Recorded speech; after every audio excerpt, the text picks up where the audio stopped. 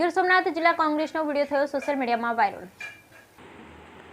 ગીર સોમનાથ જિલ્લા કોંગ્રેસનો વિડીયો થયો સોશિયલ મીડિયામાં વાયરલ। જૂનાગઢ લોકસભા ઉમેદવાર હીરાભાઈ જોટાના આભાર દર્શનનો વિડીયો સોમનાથના ધારાસભ્ય પર નામ લીધા વગર આક્રોશ વ્યક્ત કરાયો। આવનારી વિધાનસભા ચૂંટણી સોમનાથ બેઠક પર સ્થાનિક કોઈપણ સમાજના સારા ચહેરાને ટિકિટ આપવા કરી રજૂઆત। કોઈપણ એક સમાજથી ચૂંટણી જીતાતી નથી। કોઈને એવો ફાકો હોય તો અપક્ષમાં ચૂંટણી લડી જીત બતાવે।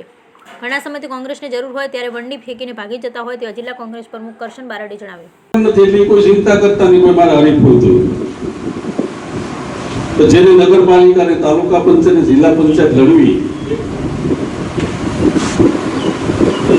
એ હમણાંથી જ કામે લાગી જાય અને કોઈ નાત જાતના વાળામાં ન આવે। કારણ કે કોંગ્રેસ તો હીરાભાઈ 18 ભરણમાંથી ચૂંટણી આવી, કોંગ્રેસ પણ ઈ જ છે। એક સમાજની સાથે લઈને હાલે અને કોઈ એક સમાજથી કંઈ થતું નથી। કોઈના મગજમાં ફાકું હોય તો કાઢી લઈને બાકી અપક્ષમાં લડી લેવાય એટલે ખબર પડી જાય કે કેટલા મત મળે। આ સીટ મારે તમને એક પ્રમુખ તરીકે દેવી છે।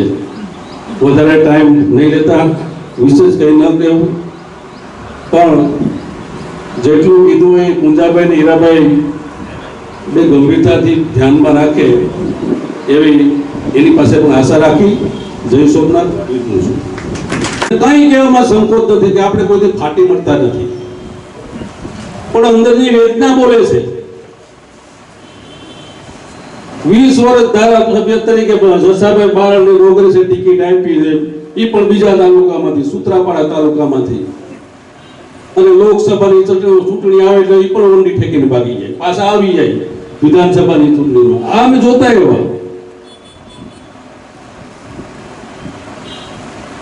અને આ ભાઈ જે ચૂંટણી ટિકિટ આપી પણ 10 વર્ષથી આવી છે, લોકસભાની ચૂંટણી આવે એ પણ ઊંડી ઠેકી જાય। અમારે કરવાનું શું?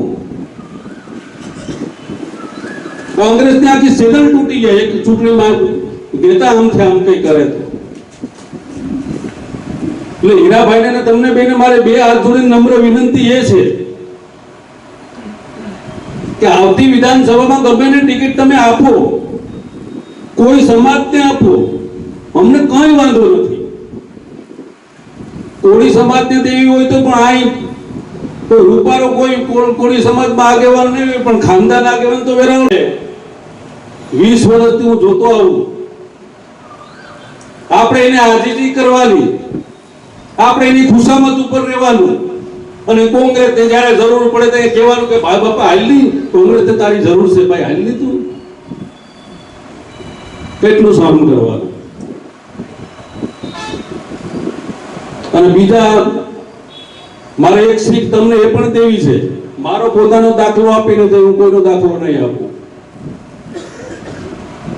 કોંગ્રેસના આગેવાનો અને કોંગ્રેસના કાર્યકરોને મારે એક શીખ દેવી છે।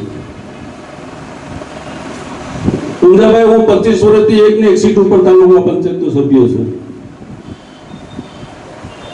જિલ્લા પંચાયતની ચૂંટણી આવે, નગરપાલિકાની પણ ચૂંટણી આવે, કોઈ પણ આગેવાનોને કે હિસાબે કે કોઈ પણ નેતાના હિસાબે તમે ગમે ત્યારે પણ કોઈ પણ ચૂંટણીમાં કોંગ્રેસ સાથે ગદ્દારી કરશો, એનું પરિણામ કોણ ભોગવે? તો તાલુકાની જિલ્લાને નગરપાલિકાની ચૂંટણી જે લડવા વાળા કોંગ્રેસના કાર્યકરો। એનું કારણ છે કે પછી તમે જ્યાં મત માંગવા જાય તો બધા સમાજના માણસો છે એક એક સીટમાં, અને એનું પરિણામ આપણે ગયું